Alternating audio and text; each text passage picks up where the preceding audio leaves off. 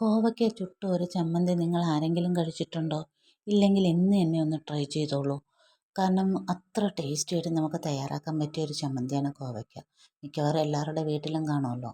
ആവശ്യത്തിനുള്ള കോവയ്ക്ക എടുത്തിട്ട് ഒന്ന് ഫ്രിഡ്ജിൽ വെച്ചിട്ടായാലും അല്ലെങ്കിൽ അതിൻ്റെ പുറത്തല്പം എണ്ണ തേച്ചിട്ടായാലും നന്നായിട്ടൊന്ന് ചുട്ടെടുക്കണം. ചുട്ടെടുത്തിട്ട് കുറച്ച് ചെറിയ ഉള്ളി ചുട്ടെടുക്കണം.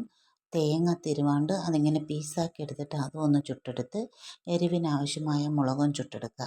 എന്നിട്ട് അതിലേക്ക് ആവശ്യമായ ഒരല്പം പുളിയും കൂടെ ചുട്ടെടുക്കണം. പിന്നെ മല്ലി നമുക്ക് ചുടാൻ പറ്റാത്തതുകൊണ്ട് വറുത്ത മല്ലി ചേർക്കുക. ഒരല്പം മല്ലി മതി.